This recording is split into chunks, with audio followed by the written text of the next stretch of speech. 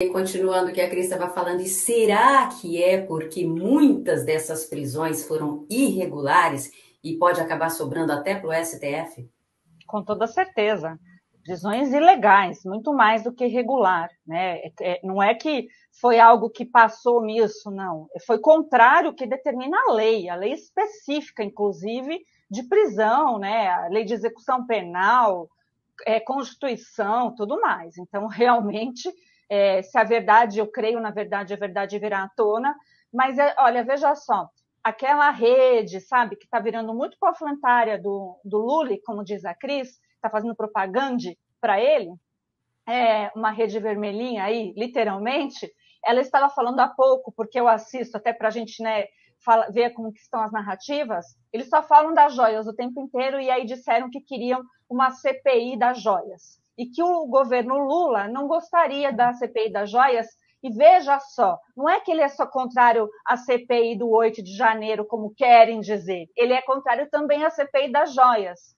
Então, é porque, na verdade, eles acham que vai sequestrar a pauta. Não é nada disso. Eles estão colocando essa outra aí agora, a CPI das joias, que realmente não tem nem por que ter, como já, né, derrotada, para fazer uma equivalência, que é o que faz a esquerda. Ela faz falsas equivalências o tempo inteiro. Então, por exemplo, pega o presidente Bolsonaro, a questão das joias, que está para ser explicada, que a gente já repercutiu aqui, 16 milhões e meio, e essa mesma rede faz a transformação em 6, 7, 8 triplex.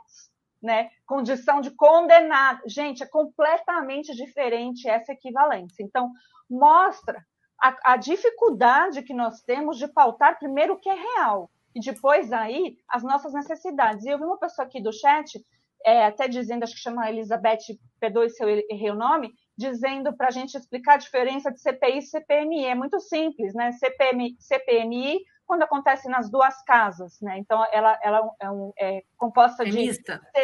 senadores e deputados de forma mista, e CPI é quando é somente uma das duas casas. Nesse caso, especificamente, a Soraya Tronic tinha entrado lá com, a gente já explicou também, isso deve, pelo regulamento, não ser avaliado, porque ela colheu assinaturas da outra legislatura, então provavelmente terá essa CPMI do 8 de janeiro. Aí está tendo as solturas que Alexandre de Moraes está fazendo, e muita gente está associando e falando, nossa, ele está com medo. Não tem medo, Alexandre de Moraes não está com medo. A questão da soltura são outras condições que não tem nada a ver com a CPI ou CPMI. A CPMI vai trazer verdades reveladoras, e eu espero que, se chegar em ministros, os senadores tenham a capacidade e a honestidade de pautarem finalmente um impeachment de ministro. Porque, ao meu ver, tudo que eu vi agora em relação a isso é sim motivo e crime de responsabilidade, entre outros. Então, a averiguar e a acompanhar, mas nós não vamos nos calar em relação a esse assunto. O que eu achei também sobre isso é realmente levantar esse assunto para as mulheres, porque eu vi que as mulheres estavam quietas e tudo estava acontecendo. Fabi, o politicamente correto, que quer impor as pautas deles e querem silenciar todo o resto das pessoas. Agora, uma coisa muito bacana mesmo que eu vi em tudo isso que aconteceu é que agora desse início de ano parlamentar, depois de tudo que aconteceu no dia 8, nós vimos que o conservadorismo está mais vivo que nunca, a direita está mais viva que nunca, e eles têm motivo sim para temer. Eu achei interessante, aqui no nosso chat, a gente teve a representação do que é essa discussão. Teve um perfil chamado Camisinha, separado, tá, gente? Que disse que a gente está falando com ódio, e de pauta de ódio, bem ao contrário, né? Depois aqui o perfil da Ana Beatriz nos disse que as mulheres estão sofrendo uma mulher transfobia, uma coisa assim. E é verdade, né, nesse aspecto, porque estão Mulherfobia. tirando mulherfobia, porque estão tirando de nós, mulheres, a legitimidade de discutir assuntos importantes. E o papel da mulher na sociedade, ele é crucial, né? Somos nós que damos à luz, né? Sem mulheres o mundo nem existe. A gente começa assim, né? Sem homens também, né? Mas a gente precisa olhar para isso com mais carinho, porque não é só questão biológica, que de força que somos diferentes. é fato verídico que somos diferentes. Aliás, somos uns diferentes dos outros, né? Deus fez cada pessoa uma única pessoa, mas nessa questão feminino e masculino, nós temos várias diferenças. Agora, que acontecem aí, pessoas que se identificam de uma outra forma, isso é outro assunto. A gente sai em dados o que o Estado tem que legitimar, porque tem discussões que devem pertencer à sociedade civil, não ao Estado, porque o Estado é forte e ele acaba calando discussões legítimas, que é o caso que está acontecendo. Então, por exemplo, quando se fala qualquer coisa sobre violência contra a mulher, vem pessoal dizendo, mulher, homem apanha também, como disse a Cris. Apanha, gente, mas se vocês pegarem as estatísticas, é ridículo, perto do número de mulheres que sofrem violência doméstica. É sério isso, essa é uma pauta absurda. E também a gente precisa lembrar aqui que a própria esquerda, ela acaba fazendo, com aqueles movimentos Me Too, acaba fazendo com que mulheres que não sofreram violência vão lá e denunciem, né, os seus supostos algozes, e depois ela prejudica a pauta de mulheres simples, comuns, que sofrem a violência verdadeira. Então, se for para vitimização, você tem muito mais dados de mulheres. A Delegacia da Mulher Especializada aqui em São Paulo tem departamentos específicos de recebimento da quantidade de mulheres que saem correndo por vítima de violência. E chega nessas delegacias, tem até espaço para as crianças, porque as mulheres têm que chegar com seus filhos debaixo do braço, porque a violência também ocorre com os menores. Então, assim, isso é real, isso a sociedade tem que discutir. E se o Estado tem que fazer algo, ele tem que fazer algo para proteger essa população que, estatisticamente, está, assim, sendo dizimada pela violência absurda que existe no Brasil. Isso porque tem uma normativa do STF, que agora, pedido de vista, tem que devolver o processo com 90 dias. Então, o legislativo tem 90 dias para se mexer. Com tantas frentes abertas, a gente vê a dificuldade, tá? Por mais que seja já organizada a direita, né? Tá difícil, porque são muitas frentes para poder organizar. O que eu diria em relação às estatais, eu faria um gesto, como fez Alexandre de Moraes, né? É isso, ó, que vai acontecer. Porque não tem cabimento mesmo, né? A gente já tem um histórico real de estatais no Brasil com envolvimento de políticos, o que aconteceu.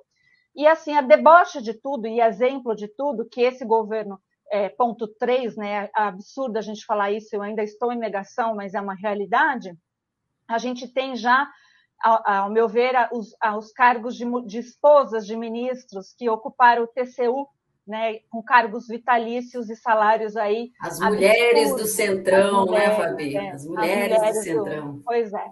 Então, a gente vê que é um absurdo você fazer, mais uma vez, uma equivalência, e aqui até vou falar do Sami, eu vi hoje o Samidana falando, né, fazendo uma falsa equivalência, até no Twitter eu retuitei outra pessoa, mas eu assisti, dizendo, né, comparando o cargo que o Renan, um dos filhos do presidente Bolsonaro, conseguiu, que não é nenhum crime, nenhum tipo de crime, nem nepotismo, muito menos num gabinete de um senador, a essas mulheres com cargo vitalício. Está tirando onda de nós, porque não tem equivalência, né?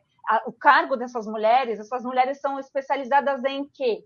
Né? Então, assim, para a gente entender o quão é difícil a gente pautar em cima da realidade, porque também vem esses liberais, e vou te contar que eles, como diz, eles fizeram um L, acho que escondidinho, né, no calada da urna. Bem escondidinho, bem escondidinho. Depois acha que a gente não vai perceber. Por essa narrativa dá para perceber, não é mesmo? Porque passar pano para a mulher lá de ministro do TCU não dá não, gente, tá? É uma equivalência bem diferente, mas bem diferente mesmo. Essa decisão do Supremo também suspende os julgamentos de todos os processos em curso no Brasil que discutam a constitucionalidade, legalidade ou até a eficácia do decreto. Ainda suspende as decisões judiciais que afastem a aplicação da forma federal? Pois é, só o Supremo Tribunal Federal pode dar decisões importantes, é isso que eu entendo, porque foi realmente dado em sede liminar, cautelar, várias decisões com muita embasamento jurídico nas várias instâncias do Brasil inteiro, nos tribunais. E aí vem o Supremo, que tem uma agenda política, não uma agenda jurídica, e faz o que faz, né? É incrível a gente observar, por exemplo, a conduta do ministro Alexandre de Moraes, nesse quesito, né, armamento, porque ele mudou completamente a sua postura. Mas a gente conhece também um ministro já ter mudado, né, suas próprias palavras, que escreveu num livro. Então, para mim, não é anormal. O que é anormal ainda continua sendo é justamente esse ponto que você falou, Rose. Nós estamos com o movimento do sem terras ativo, né, invadindo propriedade, tem outros movimentos como o FNL e outros aí fazendo isso, e quem é proprietário de terra agrícola sabe muito bem que a polícia não consegue chegar lá, né? Então, é muito diferenciado quem pode usar armas legalmente. O que eles estão tentando fazer, de uma forma ou outra, é na narrativa criminalizar os CACs. Impressionante, quando se tem um crime midiático, eles correm averiguar se é CAC ou não é CAC.